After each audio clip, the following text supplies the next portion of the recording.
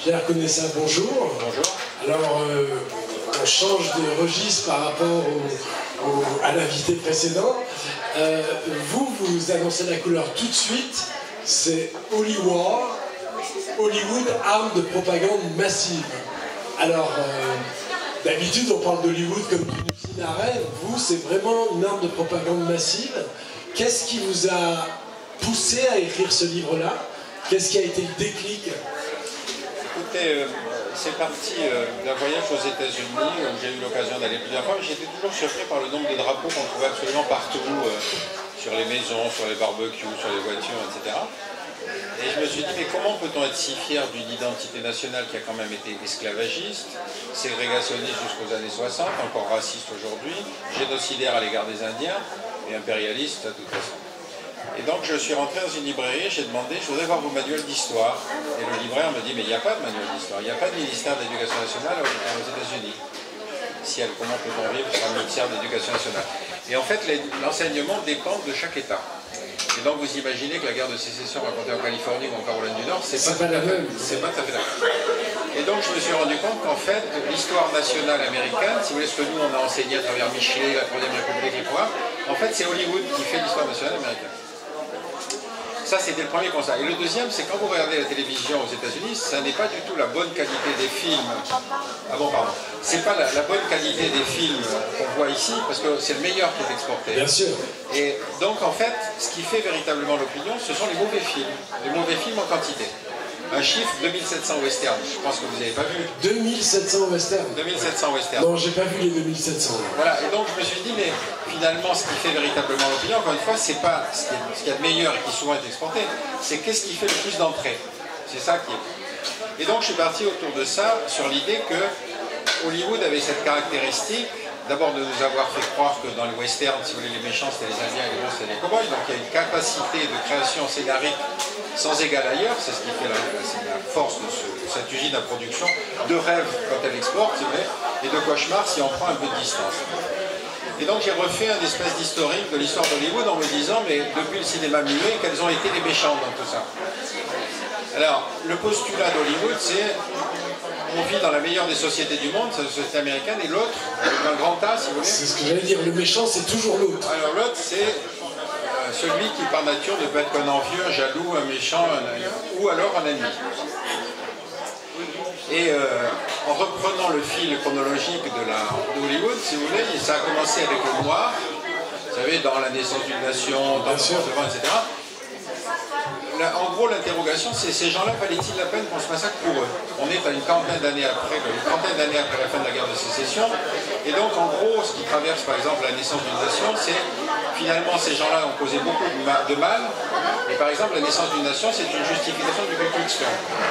C'est d'ailleurs qualifié par le Congrès comme le film le plus raciste de l'histoire des États-Unis. Vous voyez, donc même les Américains ont cette distance par rapport à ce film, qui est pourtant considéré comme un classique. Alors, si vous voulez, très vite apparaissent des stéréotypes, c'est-à-dire pour être dans la catégorie du méchant, bon, par exemple, le noir, vous avez la mama. Vous savez, dans Autant n'emporte le vent, vous avez la mama, donc vous avez la jeune fille idiote qui est à peine capable de s'exprimer, vous avez le lazy, c'est-à-dire le type qui est sur le bord du Mississippi, qui est toujours fatigué, qui joue du C'est tous les clichés. Vous avez le buck c'est celui qui est très musclé et qui voudrait bien se taper la femme blanche, si vous voulez, donc vous avez ces stéréotypes qui se répètent comme ça. Et par exemple, dans Autant n'emporte le vent, que tout le monde a vu ici, si vous voulez, cette femme qui joue la nounou, c'est une actrice, Hattie McDaniel. La première du film est projetée à Atlanta. Atlanta est une ville qui a été rasée par la guerre de sécession. Elle est interdite, elle ne peut pas entrer dans le cinéma. On lui interdit parce qu'elle est noire. Parce qu'elle est noire. Parce qu'elle est noire. Et donc Clark Gable, qu'on n'imagine pas du tout dans ce rôle, dit puisque c'est comme ça, je n'y vais pas. Donc vous voyez, c'est très étonnant parce qu'on a des personnages d'Hollywood qui ont lutté contre cette espèce d'idéologie dominante, mais ce sont des faits d'individus. Le système, lui, part du principe que c'est le producteur, l'homme fort. L'homme fort, c'est celui qui dit je sais ce que le public attend, donc voilà ce que vous allez écrire. Et la capacité du scénario, enfin du créateur, de l'écrivain du scénario, c'est de dire bon, je vais vous donner votre produit, mais je vais vous le faire intelligemment. Et donc, si vous voulez, première époque, c'est le noir. Après, c'est le rouge. Donc le peau rouge, qui va être donc 2700 westerns entre 1934 et 1953, pendant lesquels vous avez effectivement probablement plus d'Indiens massacrés par Hollywood qu'il n'y en a eu dans la réalité. Et heureusement. toute la description, si vous voulez, de cette chose qui est quand même, c'est Native American, c'est-à-dire ceux qui sont nés aux États-Unis avant. Parce que n'oubliez pas que dans l'histoire américaine, l'histoire commence avec colons, comme s'il n'y avait personne avant. Et évidemment, les Indiens, eux, vont apparaître parce qu'ils sont massacrés, quoi. Et alors là aussi, vous avez des stéréotypes. Donc vous avez l'Indien est un sauvage puisqu'il est nu. N'oubliez pas qu'on est dans une société très, très prude. C'est-à-dire s'il est nu, c'est que ça ne peut être un sauvage. La femme peut avoir les jambes découvertes parce que c'est une indienne. Donc si vous voulez, on viole les règles de la censure officielle. Vous savez que la femme du cow-boy a toujours des jupes avec des grosses crinolines, etc. Évidemment, vous avez l'Indien qui est cruel, le poteau de torture, etc. Par exemple, le hook est une invention de paroliers d'Hollywood. Ils n'ont jamais eu ça dans le langage. Ah bon? Non, non, pas du tout. Mais à partir du moment où vous savez que le code est établi comme ça, ben, c'est pas grave, vous faites. Et je cite par exemple des mémoires d'un comédien indien à qui le directeur artistique explique comment il faut devenir indien, si vous voulez. Alors il est quand même très stupéfait parce qu'on lui fait faire des peintures de guerre qui n'ont rien à voir avec ce qu'il faisait dans sa tribu. Dans sa tribu, quand on lui fait peindre des trucs sur les chevaux pour dire voilà ça c'est... Mais Sitting Bull avait ses règles, il faisait des éclairs parce qu'il passait comme là. Mais c'est pas grave, c'est tellement rigolo qu'on s'est dit mais c'est extraordinaire que ça ait pu passer comme ça. Et pour marquer, si vous voulez, la distance entre Hollywood et la réalité, par exemple, il y a eu, à partir donc les fins des guerres indiennes qui durent à peu près un siècle, se terminent par ce qu'on appelle la marche des pleurs, c'est-à-dire le moment où on oblige les Indiens à se déplacer, si vous voulez, de leur zone d'implantation normale vers une déportation qui va les amener vers le Montana et vers les États du Nord. Dans cette marche, par exemple, les Cheyennes, je crois qu'il y a eu à peu près 12 000 personnes qui ont été déplacées, un tiers est mort en route. Hollywood ne traite la question qu'en 1960, c'est-à-dire pratiquement plus d'un siècle après. Et avant, tout ça, il y avait du massacre. Alors après le rouge, vous avez le jaune. Le jaune, c'est l'époque du péril jaune, c'est-à-dire les Chinois arrivent pour construire la Transpacifique. C'est ça, le train. Et donc à ce moment-là, on commence, le docteur Fu Manchu, vous vous souvenez, avec Christopher Lee. Alors l'originalité de tous ces films, même quand l'autre est le méchant, le personnage principal est toujours joué par un acteur blanc grimé. Parce qu'il faut qu'il soit bankable, si vous voulez. On ne doit pas mettre un jaune pour jouer un jaune, je veux dire, où allons-nous? Et donc, le docteur Fu Manchu, c'est Christopher Lee, etc. Et alors, le jaune, lui, c'est le type qui passe son temps à torturer. Hein, vous savez, la maison des supplices, donc il a une cave chez lui où il passe son temps à torturer les... Mais d'ailleurs, les clichés se reproduisent un peu quand même. Ils sont souvent violents, cruels, feignants, pas tous. Mais ça, c'est le fond de commerce, hein, si vous voulez. Mais après, il faut des variantes, c'est-à-dire vous ne pouvez pas donner les mêmes caractéristiques à tous ces ennemis. Donc, ce qui est intéressant dans le jaune, si vous voulez, c'est que c'est un terme générique. C'est-à-dire, ça va être le chinois dans l'avant-guerre, puis ensuite il y a la guerre contre les japonais, donc ça va devenir japonais, après il y a la guerre contre la Corée, donc ça va être le coréen, après ça va devenir les vietnamiens, etc.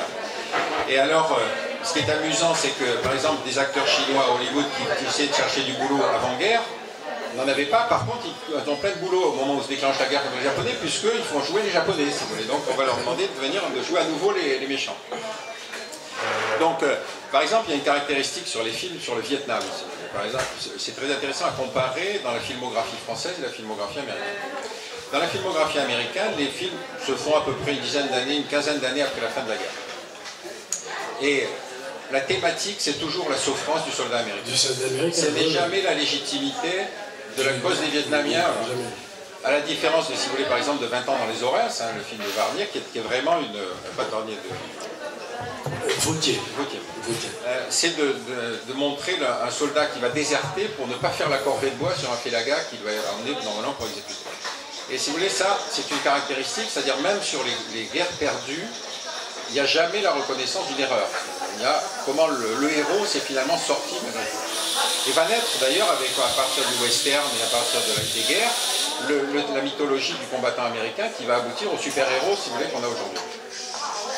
Donc le jaune est un terme générique, donc il va effectivement tenir un certain... Entre les deux, pardon, il y a le basané. Le basané, c'est le type qui est du sud du Rio Grande. Ça va être le Mexicain ou le Colombien. Alors le Mexicain, par exemple, lui, il est toujours mal rasé, il est toujours gras, il transpire beaucoup, il a un rire sardonique. Bon, il a une femme qui est souvent pas mal, c'est la bomba latina. C'est-à-dire ça permet là aussi, si vous voulez, de contourner les règles de la censure. Et il y a même des films, si vous voulez, pour vous dire, dans le cinéma muet, qui sont sur des Mexicains où on les appelle le greasy, c'est-à-dire le gras, le huileux, si vous voulez, le transpirant, quoi. Ce qui n'est pas en général un truc très valorisant si on y réfléchit. Et même si vous prenez par exemple un film comme Les 7 Samouraïs, dont vous savez que c'est originellement un film japonais, de Kurosawa, avec des paysans japonais opprimés par des bandits japonais mais libérés par des samouraïs japonais, dans la version américaine, ça devient des peones mexicains qui vont appeler des cow-boys pour les défendre contre des bandits mexicains. Donc au moins on sait qui sont les bons. Alors il y a une version plus tardive qui a dû être faite en 85, mais là normalement ils en annoncent une autre normalement qui pourrait être politiquement... Alors dans celle de 85 il y a un noir qui apparaît. Donc déjà on commence à entrer dans l'affirmative action. Donc là normalement dans la prochaine élection il devrait y avoir des LGBT normalement pour que ce soit vraiment politiquement correct. Donc le peones, alors donc dans la catégorie mexicaine, donc vous avez soit le chef de guerre qui passe son temps à rire derrière sardonique et qui est un pistolero, etc. Le peón, qui est le type lâche, et après la deuxième version, c'est le trafiquant colombien. Le trafiquant colombien, lui par contre, il est très froid, toujours très bien habillé, richissime et particulièrement cruel. Découpage à la tronçonneuse, des petits trucs comme ça. Après le basané, donc vous avez eu le problème du blanc, c'est-à-dire avec le nazisme et le communisme, là c'est un problème parce qu'on ne peut plus les reconnaître à la couleur de leur peau. Donc commence à apparaître le film d'espionnage, l'idée de la théorie du complot, etc. La posture d'Hollywood à l'égard du nazisme est particulièrement intéressante parce que à l'époque, l'Allemagne était le plus gros marché européen en matière de films. Et à partir du moment où le docteur Goebbels leur dit « mais si vous faites un film contre le régime, tous les films seront interdits ». Alors automatiquement les producteurs se sont mis d'accord, on ne fait rien sur le nazisme. Il a fallu des indépendants comme Charlie Chaplin ou la Warner. Vous savez par exemple que les producteurs américains se sont vus imposer dans leur filiale allemande de déjudaïser tous leurs employés, les lois de Nuremberg. Tous les producteurs américains ont accepté de licencier tous leurs employés juifs, sauf la Warner, qui a dit dans ce cas-là, je me retire. Et donc, c'est les premiers à produire des films anti-nazis avec Charlie Chaplin, le dictateur, etc. Et après ça, il y a le film de guerre. Alors, le film de guerre, c'est facile parce que là, effectivement, on sait que ça va être l'héroïsme, si vous voulez. Bon, l'héroïsme est souvent joué par des gens qui ne font pas la guerre. Hein. C'est-à-dire, John Wayne ne va pas aller faire la guerre. Pourtant, il va jouer quand même. John Wayne a tourné quand même 80 westerns, auquel il a échappé quand même, il n'a jamais été blessé. Il va faire un certain nombre de films de guerre dans lesquels il est toujours impavide et toujours dominant la chose. Il y a un épisode qui est très rigolo. Vous savez que Jean Gabin était donc à Hollywood quand on commence la guerre. Et finalement, il décide de rejoindre la France, enfin plutôt les forces françaises. Il s'engage dans la marine. Il s'engage dans la marine et donc il va être mitrailleur sur un pétrolier. Or, il venait de voir un film qui s'appelait Tempête sur l'Atlantique avec Humphrey Bogart, un truc de genre. Alors Humphrey Bogart était toujours fier à la commande, si vous voulez, sous les bombardements, évidemment, il ne sciait pas. Et Gabin qui était sous les bombardements, il se disait quel con ce Bogart, quel con ce Bogart. Parce que, si vous voulez, il voyait ce que c'était vraiment la guerre, quoi. Et ça, c'est une caractéristique du cinéma hollywoodien, c'est que les États-Unis n'ont jamais connu la guerre sur leur territoire. Et donc, ils ont toujours médiatisé la guerre à travers Hollywood. Donc ça revient sur l'idée du combattant, du super combattant. Dans la catégorie par exemple des films contre les jeunes, vous avez cette extraordinaire réalisation qui est le Rambo.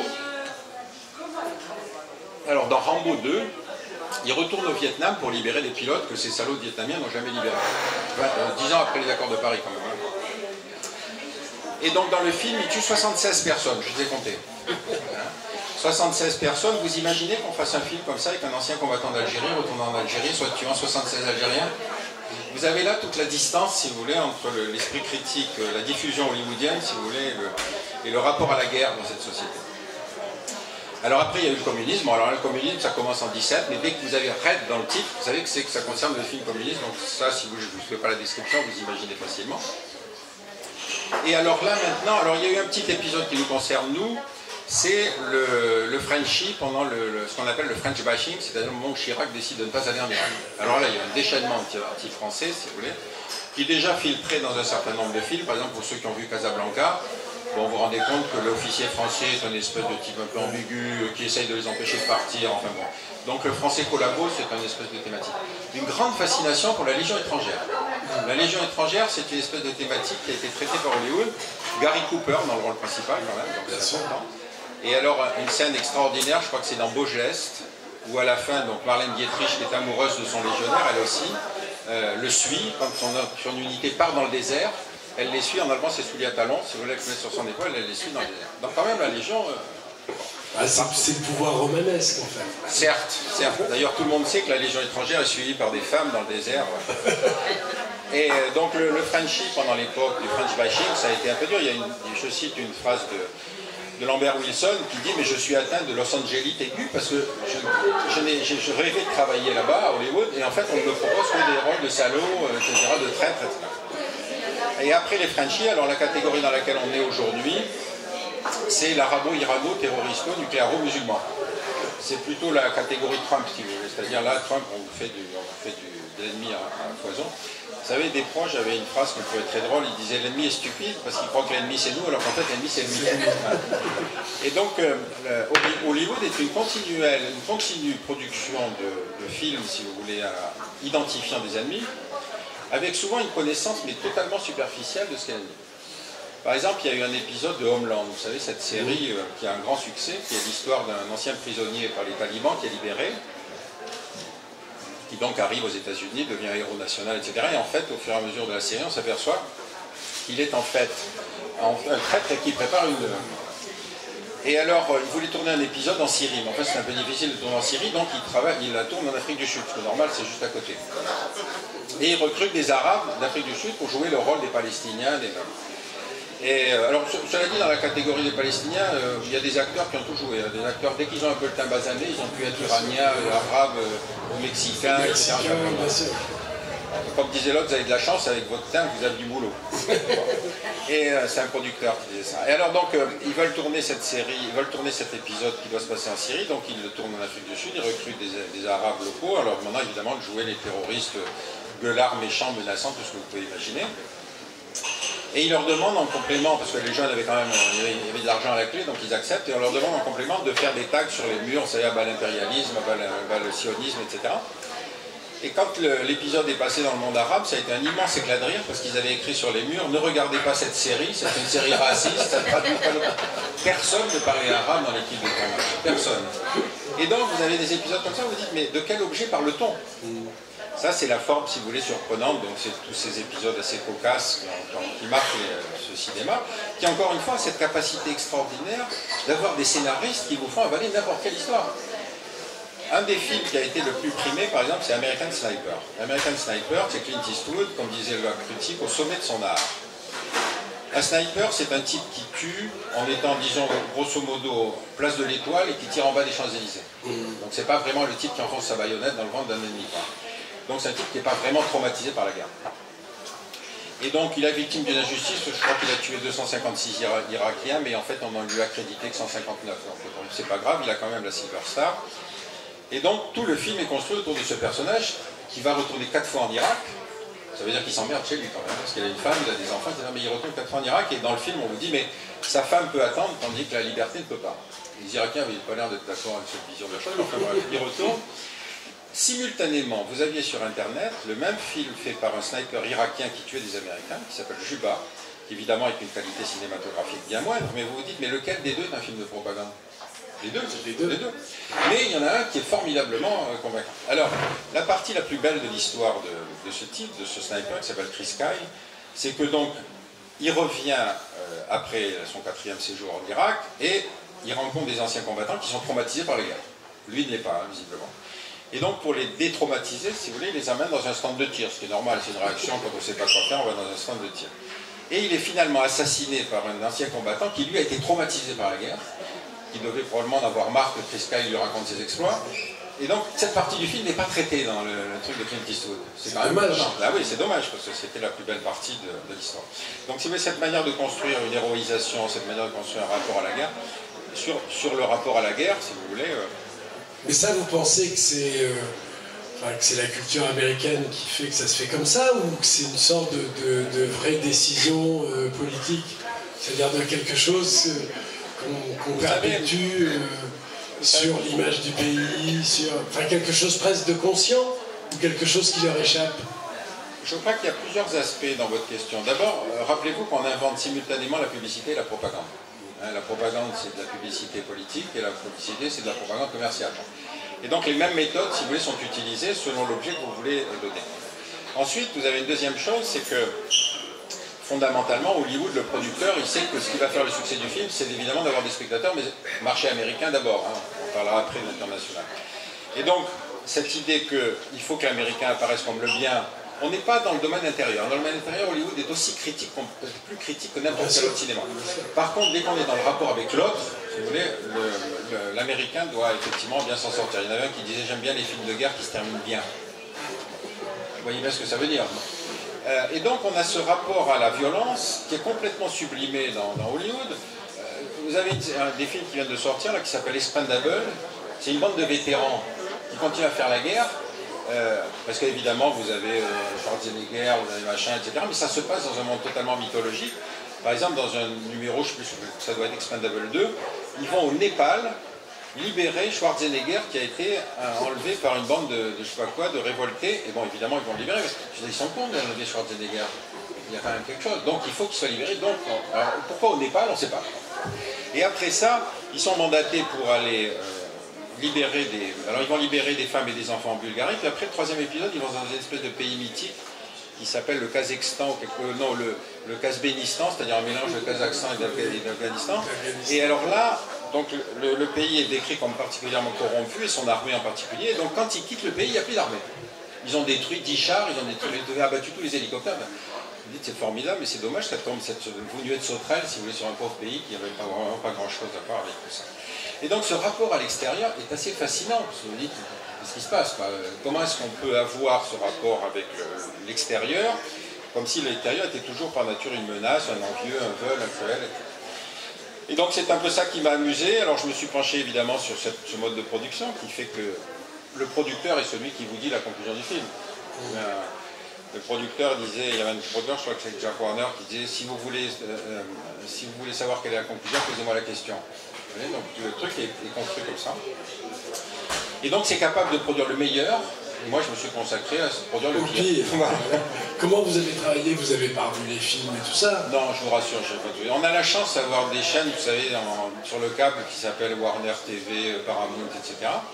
Et c'est formidable parce que tout à coup, vous avez une masse de mauvais films que vous revoyez, que vous avez vus quand vous étiez jeune, vous les revoyez quand vous avez 40 ans de plus, et vous vous dites, ciel, comment ça a pu m'amuser à ce point-là. Alors, il y a par exemple quelque chose qui est très caractéristique. Donc, vous savez que tous les gens qui ont combattu à la guerre, beaucoup ont ce qu'on appelle le syndrome post-traumatique. Le syndrome post-traumatique, c'est cette espèce de terrible dépression, si vous voulez, qui occupe le combattant, qui a tué, qui a subi la violence, etc. Clausewitz, qui est le grand penseur de la guerre, si vous voulez, parle de ce qu'on appelle le brouillard de la guerre. Le brouillard de la guerre, ça veut dire que vous ne savez pas où vous êtes, qu'il y a des gens qui tirent dans tous les sens et que vous pensez qu'il y a une seule chose, c'est sauver votre peau. Bon. Et donc, s'il faut se coucher, vous vous couchez. Mais vous n'allez pas faire coucher Stallone. Donc Stallone, vous le baladez au milieu des ennemis, une mitraillette dans chaque main, et il tire comme ça, il fait mouche à chaque fois. Donc vous voyez, les règles du cinéma et les règles de la guerre ne peuvent pas être compatibles. Et alors, par exemple, il y a eu un cas très intéressant qui est un acteur qui s'appelait Audie Murphy, qui était le GI le plus décoré de la Seconde Guerre mondiale, qui après-guerre se voit proposer de tourner des films à Hollywood, donc il tourne un certain nombre de films, mais en fait, le truc le travaille, et finalement, il finira par devenir fou. Mais le problème, c'est que Hollywood ne peut pas dire que son héros est devenu fou. Donc il va progressivement disparaître, si personne ne saura comment il finit. Parce que c'est contraire à la mythologie, le héros ne peut être, la star ne peut être que... Voilà, donc c'est ça qui m'a beaucoup amusé, enfin c'est un peu triste, mais ça m'a beaucoup amusé. Et puis, il y a en particulier, alors je cite un certain nombre de choses pour les gens que ça amuse, il y a un film fait par un universitaire arabo-américain, qui a écrit un bouquin qui s'appelle How Hollywood Vivifies the Enemy, c'est-à-dire comment Hollywood diabolise les Arabes en particulier. Et il reprend toute la mythologie de l'arabe. Alors l'arabe au départ, c'est le type avec un turban qui vit dans le désert et il est entouré d'un harem. Donc là ça va, jusque là. Il est un peu quand même tordu parce que quand même il enlève, etc., etc. Il y a même un film avec Elvis Presley qui se passe dans un truc. Ah oui, mais alors on lui propose le harem, parce que quand même le cher il est très envieux de la blonde que Elvis Presley a laissée au pays. Donc il voudrait faire un échange, mais Elvis, qui est pur et dur, refuse parce qu'il a sa chérie là. Et donc après cette époque-là, vous avez apparaître très rapidement le terroriste. Un terroriste qui peut être complètement stupide, par exemple dans Retour vers le futur 1 ou 2, je ne me souviens plus, tout à coup apparaît des terroristes libyens. Je ne sais pas pourquoi, mais enfin ils tirent dans le tas et ils tuent le fameux ingénieur qui va expliquer qu'il faut faire le retour en arrière. Je suis un peu con parce qu'ils font caler leur camion Volkswagen, ils n'arrivent pas à le refaire démarrer, enfin bon. Mais donc, c'est des méchants, mais en plus idiots. Et il y a même un des films, je crois que ça s'appelle True Lies, où ils doivent faire exploser une bombe nucléaire dans une ville américaine, mais le type se fait voler la clé par une jeune fille. Franchement, c'est pas sérieux comme ça. Et vous avez la fin du film se termine par le fait que Schwarzenegger arrive, ils sont au 27e étage d'un gratte-ciel, et Schwarzenegger arrive jusqu'au 27e étage avec un avion à décollage vertical qu'il a dû trouver dans le parking en bas, si vous voulez, et donc il va lui permettre d'accéder, il va arriver par la fenêtre comme ça.